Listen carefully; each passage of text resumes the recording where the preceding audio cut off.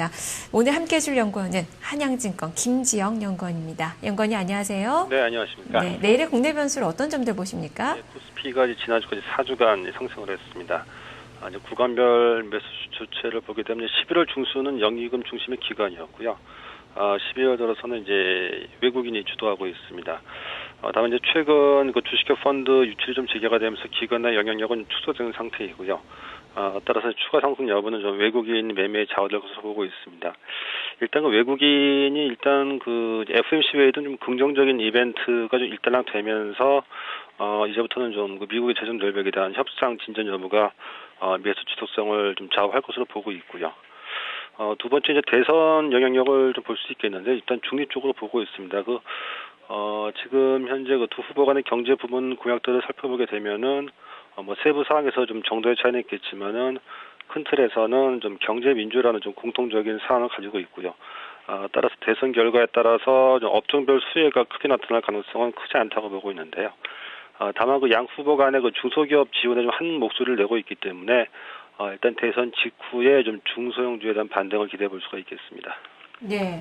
자, 그만큼 외국인의 움직임, 업종상의 또 수요 움직임들도 체크를 해봐야 될 것 같고, 대외 변수도 상당히 좀 중요하죠. 재정 절벽에 대한 우려감이 계속 나오고 있는데요. 이 부분도 살펴주시죠. 네, 이제 미국과 일본 변수에 주목을 하고 있는데요. 먼저 미국에서는 그 재정 절벽에 대한 협상 시한이 임박해지고 있습니다. 미국 의회가 이번 주 21일 날 이제 공식적으로 폐회를 앞두고 있는데요. 따라서 재정 절벽에 대한 합의안이 이번 주 안에 좀 상하원 표결에 붙여질 것으로 전망을 하고 있습니다. 최근 그 오바마하고 이제 베이너 하원 의장이 좀 그 두 차례 회동을 가지면서 부자 증사와 이제 지출 삭감에 대해서 빅딜까지는 아니더라도 부분적인 좀 조율 가능성을 시사한 바가 있는데요. 이제 과연 그 기대에 부응할 수 있을지 여부가 좀 중요해 보이고요.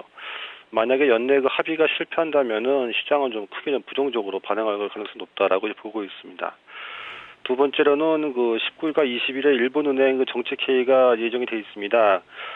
주말에 그 총선에서 자민당이 이제 압승을 거두었는데요. 아베 정권이 출범을 했습니다. 이제 앞서 자민당이 내세운 공약이 이제 디플레 극복하고 경제 회복을 좀 최우선으로 삼고 있고요. 따라서 이번 그 일본은행 정책회의에서는 좀 추가 양적 완화 조치가 나올 가능성을 높이는 부분으로 보고 있습니다.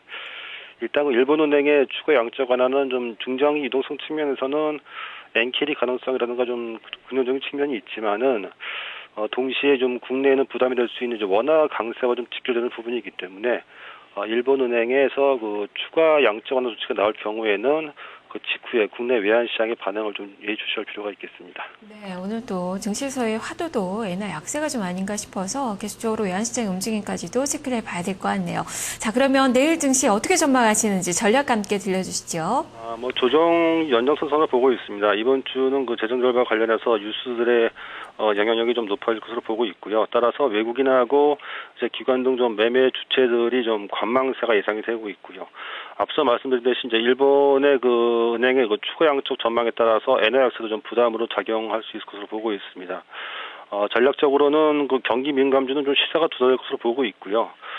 따라서 그 경기 민감주는 이제 미국 의회 결과를 좀 확인한 이후에 그 대응을 조율하실 필요가 있어 보이고요.